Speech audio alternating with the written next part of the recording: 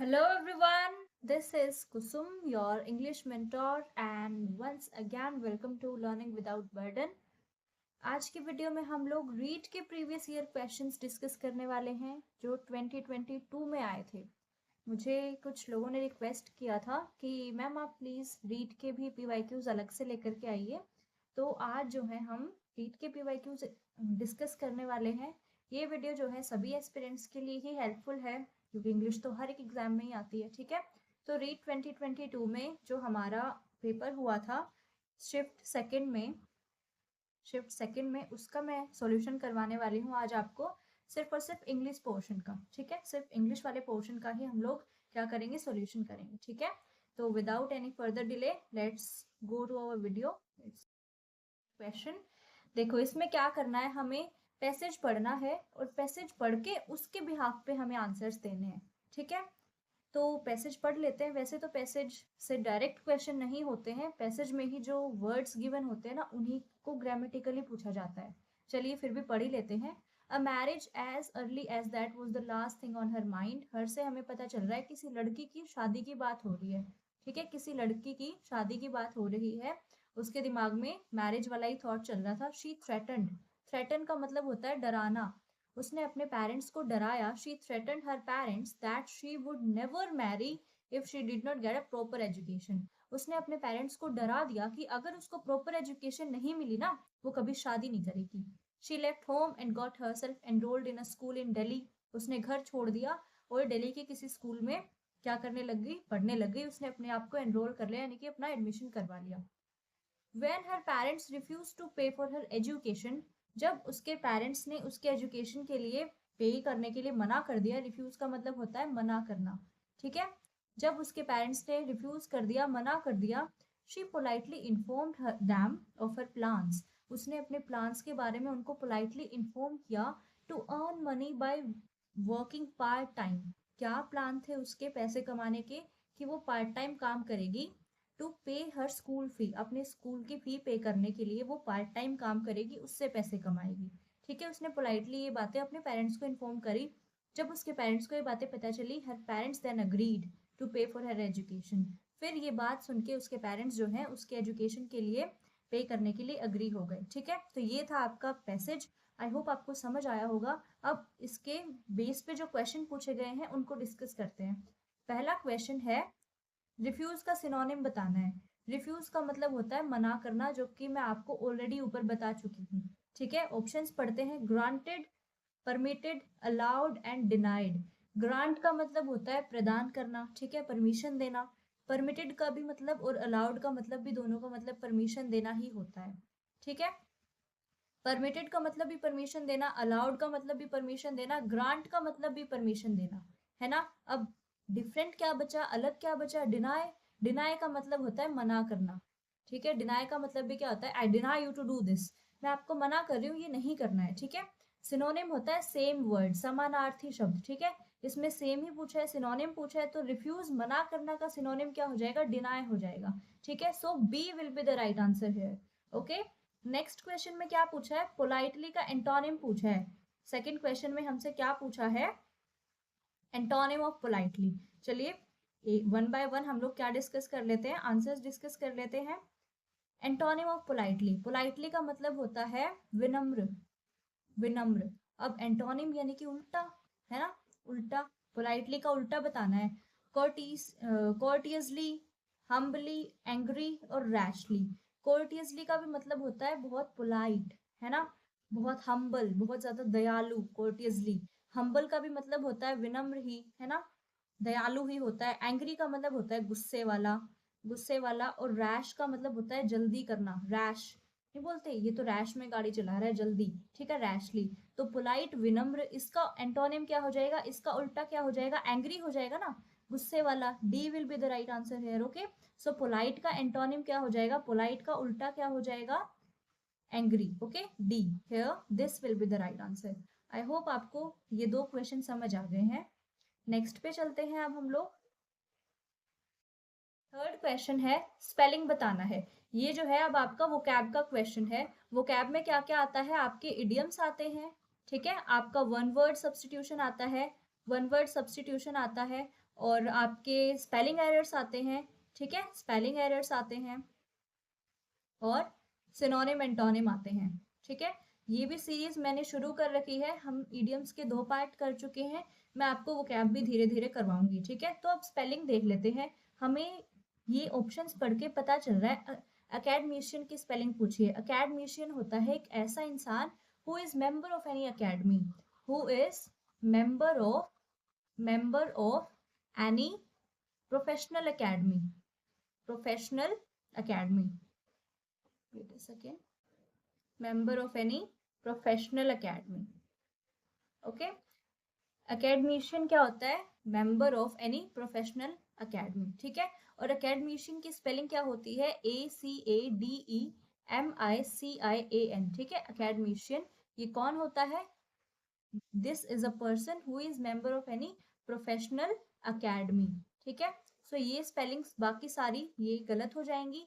इसका सही स्पेलिंग क्या होता है? academician, C will be the right answer, okay। Next question में हमसे क्या पूछा है? एनरोल्ड का वर्ब फॉर्म पूछा है, ठीक है, वर्ब फॉर्म पूछा है। अब देखो, आप बोलोगे ए और बी में क्या डिफरेंस है? सिर्फ एक एल का ही तो डिफरेंस है ना, एनरोल और एनरोल। अब देखो, सिंगल एल वाला होता है ब्रिटिश इंग्लिश, ठीक है, ये है ब्रिटिश इंग्लिश, और ये क्या है आपका? अमेरिकन इंग्लिश, ठीक है, अमेरिकन इंग्लिश। अब हम हमारे इंडिया में कौन सी इंग्लिश चलती है? हमारे इंडिया में अमेरिकन इंग्लिश चलती है, ठीक है। सो एनरोल और एनरोलमेंट तो नहीं होगा, ठीक है। अब एनरोल्ड का वर्ब फॉर्म क्या होता है, यानी कि सिंपल फॉर्म क्या होता है? एज अ वर्ब क्या यूज करते हैं? एनरोल वर्ड यूज करते हैं हम लोग, ठीक है। जैसे अगर आपको पूछ लिया कि पनिश्ड का बता दो, पनिश्ड, पनिश्ड, पनिश्ड, या फिर पनिशमेंट, पनिशमेंट, इसका अगर आपसे कोई वर्ब फॉर्म पूछ ले तो आप क्या बताएंगे? पनिश बताएंगे, ठीक है। सो सिंपल फॉर्म क्या होता है? वर्ब क्या होता है? सिंपल फॉर्म होता है। तो एनरोल्ड का वर्ब फॉर्म क्या हो जाएगा? एनरोल हो जाएगा, एनरोल हो जाएगा, ठीक है, विद डबल एल, क्योंकि हमारे इंडिया में क्या चलती है? अमेरिकन इंग्लिश चलती है, अमेरिकन एक्सेंट चलता है, इंग्लिश चलती है, ठीक है। सो डबल एल वाला एनरोल आएगा। So B will be the right answer है, ठीक है। आई होप यहाँ तक आपको सब क्लियर है। नेक्स्ट क्वेश्चन पे चलते हैं। Next one is part time का क्या मतलब होता है? हम नॉर्मली जॉब आवर्स हमारे क्या होते हैं, ये नहीं कहते हमारी 9 to 5 की जॉब है ना, ये तो हो गया पूरा time, full time job.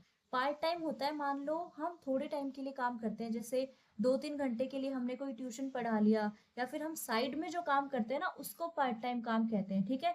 Parts में वर्क करना नहीं होता, ओब्लिगेशन में काम करना नहीं होता, वर्किंग फॉर नो रिम्यूनरेशन भी नहीं होता, that means working less than standard hours. जो स्टैंडर्ड आवर्स फिक्स कर दिए हैं किसी जॉब के लिए, उससे कम टाइम में काम करने को हम लोग क्या कहते हैं? पार्ट टाइम काम कहते हैं।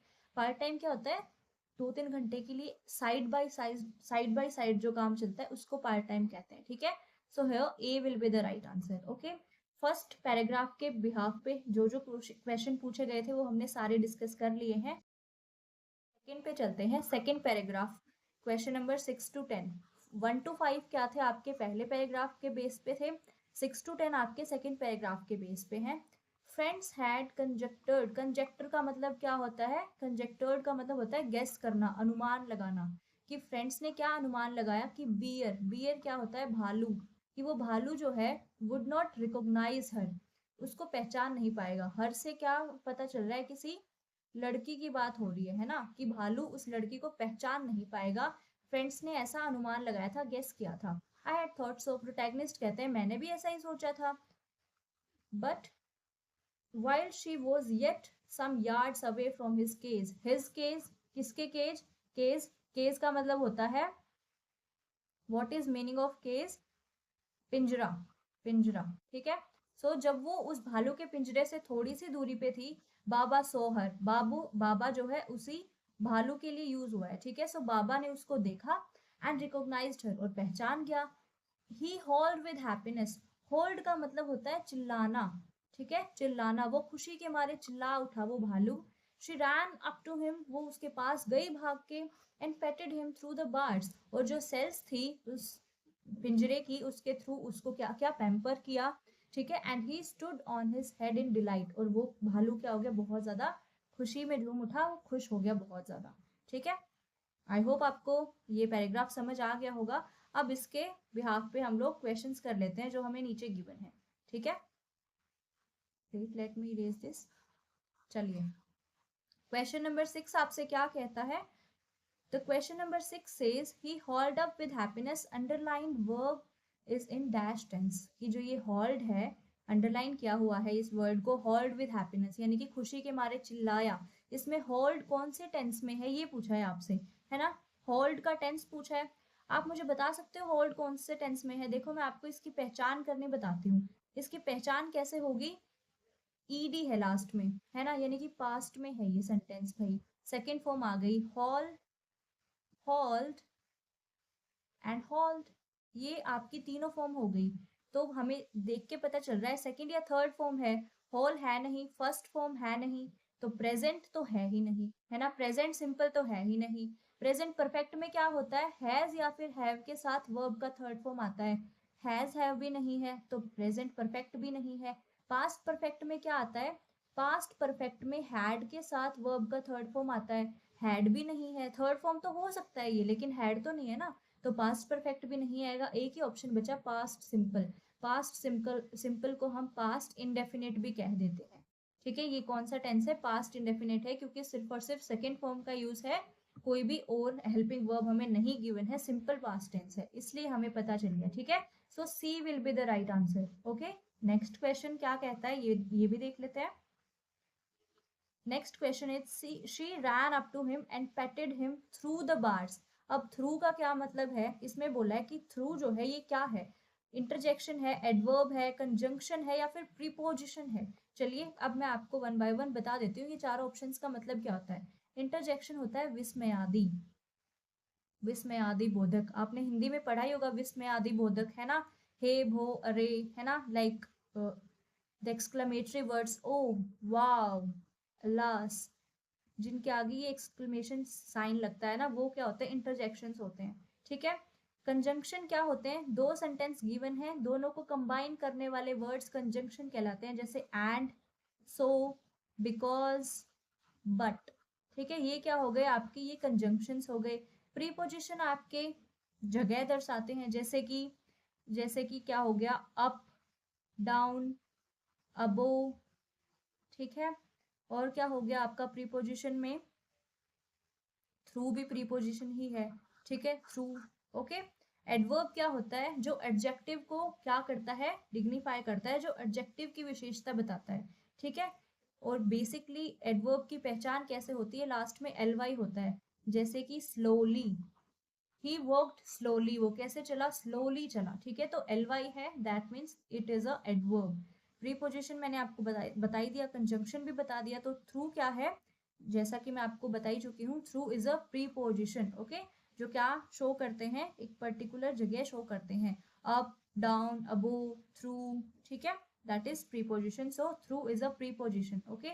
D will be the right answer. अब नेक्स्ट क्वेश्चन भी ऐसा ही है, 8th क्वेश्चन में कंजंक्शन बताना है। कंजंक्शन क्या होता है?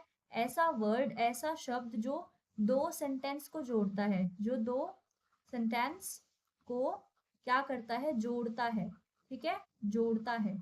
जैसे कि मैंने आपको ऊपर बता ही दिया था, सो, बट, बिकॉज, एंड, ठीक है। तो इनमें से ऑप्शन देखो क्या पता चल रहा है? बट, ये देखो ये रहा, but is a conjunction, okay. With in क्या है?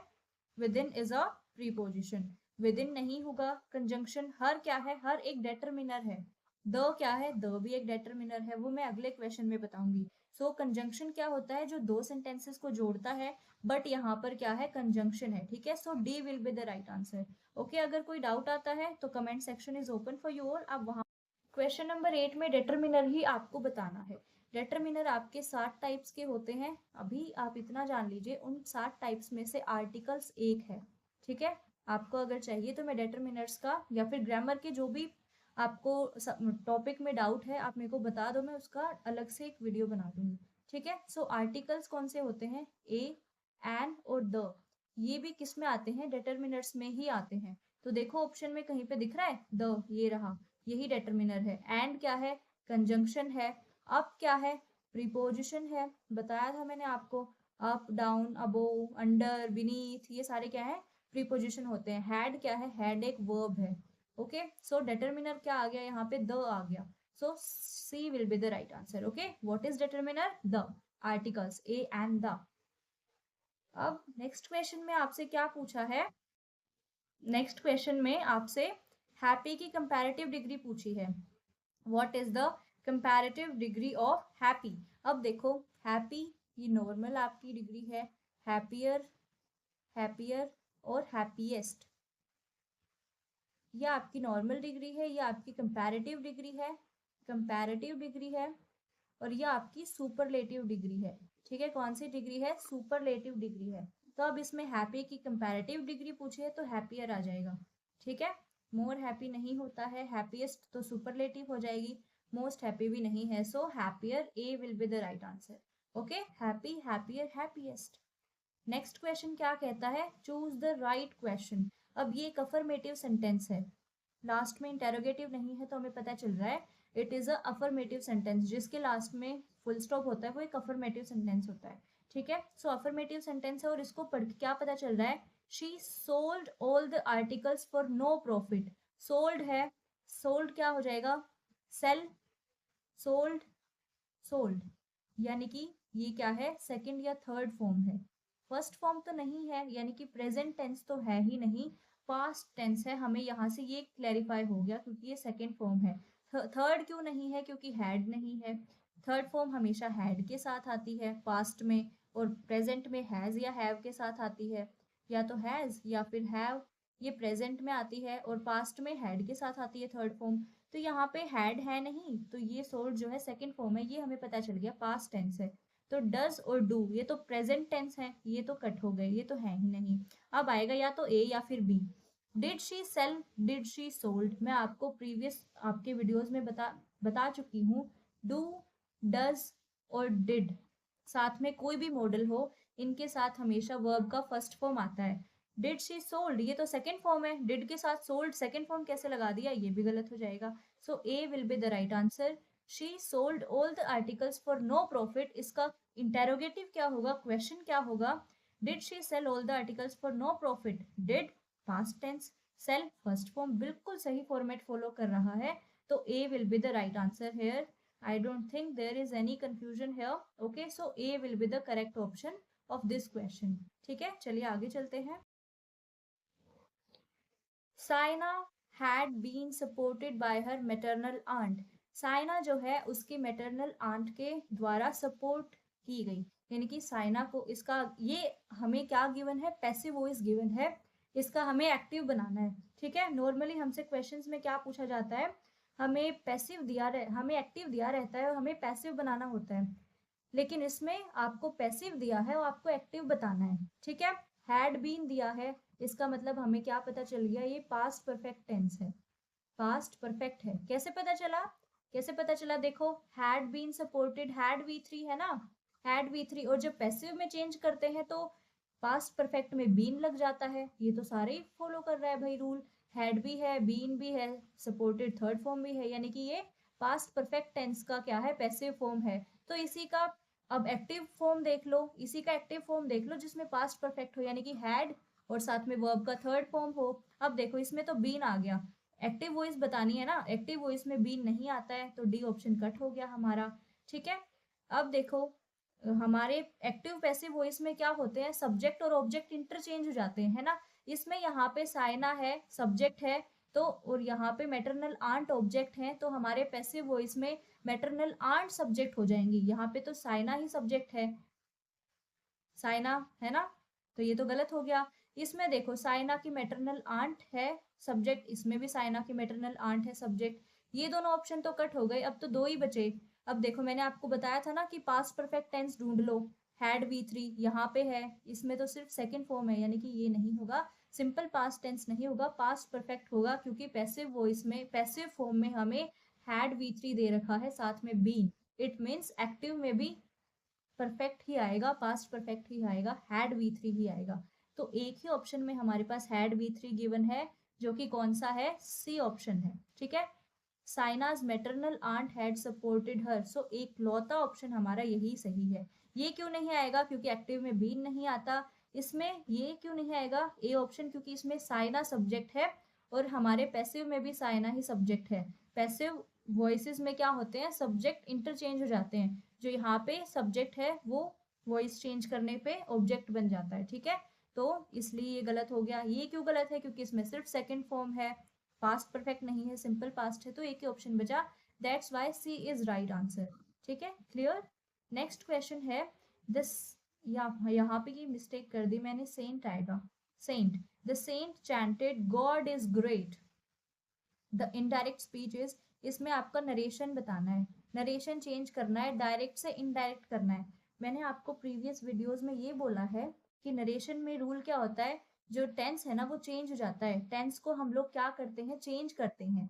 जो प्रेजेंट होता है वो तो पास्ट में चला जाता है, जो पास्ट होता है वो पास्ट परफेक्ट में चला जाता है, ठीक है। ये सिर्फ और सिर्फ सिंपल सेंटेंसेस के लिए होता है।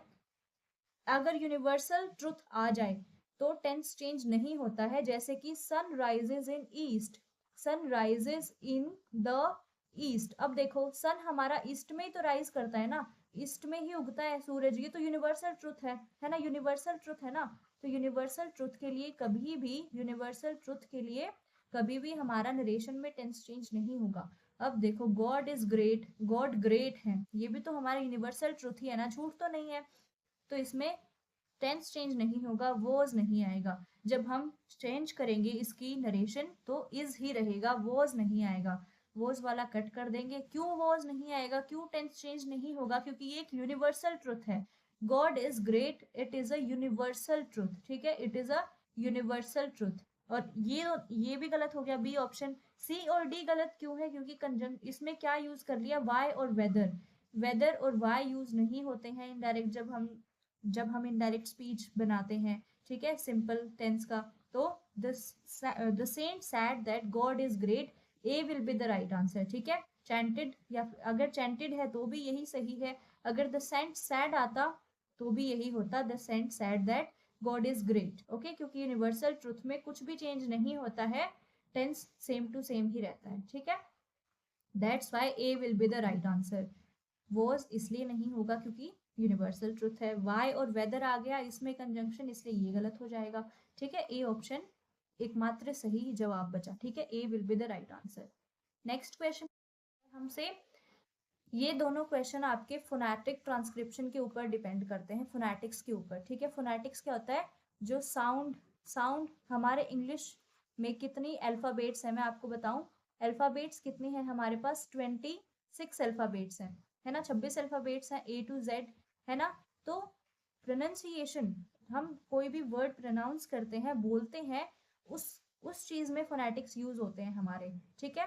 तो अब मैं आपको ये टॉपिक थोड़ा सा समझाती हूँ, अलग से आपको चाहिए तो मैं अलग से वीडियो बना दूंगी, ये वीडियो ज़्यादा लंबी हो जाएगी अगर मैं फोनेटिक्स आपको इसमें समझाने लगी, तो मैं थोड़ा सा ओवरव्यू दूंगी बस, ठीक है। सो बताती हूँ, अल्फ़ाबेट्स हमारे इंग्लिश लैंग्वेज में 26 होते हैं, और 5 इनमें वोवल्स होते हैं, और वोवल्स होते हैं 21, क्या होते हैं हमारे पास, कॉन्सोनेंट होते हैं, कॉन्सोनेंट होते हैं, ठीक है। अब ये जो 26 अल्फाबेट्स है ना, ये 44 साउंड्स प्रोड्यूस करते हैं, ये 26 अल्फाबेट्स 44 साउंड्स प्रोड्यूस करते हैं, 20 साउंड्स तो होती हैं वोवल्स की, और बाकी की 24 साउंड्स किसकी होती हैं, कॉन्सोनेंट्स की, ठीक है। तो यहाँ से हमें क्या पता चल गया, नेक्स्ट क्वेश्चन का आंसर पता चल गया, the number of vowel sounds, vowel sounds कितनी होती है, 20 होती है ना, तो C will be the right answer, ठीक है, इसका तो पता ही चल गया। और ये वोवल साउंड्स जो 20 होती है ना, ये भी दो टाइप की होती हैं, मोनो और बाय, ठीक है, मोनो में 12 आती हैं और बाय में आती हैं 8, ये आपको मैं जब अलग से वीडियो बनाऊंगी उसमें एक्सप्लेन कर दूंगी, अभी के लिए इतना ही जान लेते हैं, ठीक है। सो वोवल साउंड्स कितनी होती है, 20 होती है, इसका आंसर हमें पता चल गया, ठीक है। अब देखो इसमें हमें क्या पता चल रही है, आप पढ़ के देखो, ये प्रोनाउंसिएशन और साउंड के लिए ही है ये स्पेसिफिक टॉपिक, और कुछ नहीं है इसमें, पढ़ के देखो, IMI, इमी, DLE, ये आई ही है, DIETLI, लास्ट में टली, टली, इमी, है ना, यानी कि इमीजिएटली, ऑप्शन से भी हमें पता चल रहा है कि ये कहीं ना कहीं इमीजिएटली की साउंड है ना। सो इमीडिएटली की स्पेलिंग ई से शुरू नहीं होती, और वैसे भी जो ये वाला आई है ना, जब मैंने ये PPT बनाई थी, तो जब हम कैपिटल आई लिखते हैं तो ये ऐसे नहीं लिखा जाता है, ये ऐसे ही लिखा जाता है, ठीक है। सो ये कैपिटल आई है, तो इस आई को हम लोग इस आई को ट्रांसक्रिप्शन में फोनेटिक्स में ऐसे ही यूज किया जाता है, ठीक है। और ये वाला जो है ये इसका मतलब होता है ई, ठीक है। तो स्टार्टिंग में आई और बीच में ई, कहाँ पे है, यहीं पे है, स्टार्टिंग में आई और बीच में ई, ठीक है। इसमें तो स्टार्टिंग में ई आ गया, तो ये तो गलत है। इमीडिएटली, इमीडिएट भी नहीं है, इमीडिएट भी नहीं है, ठीक है। सो ये फोनेटिक ट्रांसक्रिप्शन ये वाला किसका है, इमीडिएटली का है, ठीक है। ये सारे साउंड्स होते हैं, ठीक है, जो ये मैंने बताए थे ना 20 साउंड्स वोवल्स के, 12 और 8 और ये 24, इन्हीं में ये गिवन होते हैं, ठीक है। ये बहुत बड़ा टॉपिक है, आपको मैं किसी और वीडियो में करवाऊंगी, ठीक है। तो आज के लिए इतना ही रखते हैं इस वीडियो को। आई होप आपको ये क्लास यहाँ तक समझ आई होगी, और अगर आपको ये क्लास अच्छी लगी है so give it a like, and अगर आप चैनल पर नए हैं so please subscribe to it. और अगर आपको लगता है कि ये क्लास आपके बाकी फ्रेंड्स के लिए भी हेल्पफुल हो सकती है, then share this with your friends as well. Okay, so मिलते हैं नेक्स्ट वीडियो में। Thank you so much.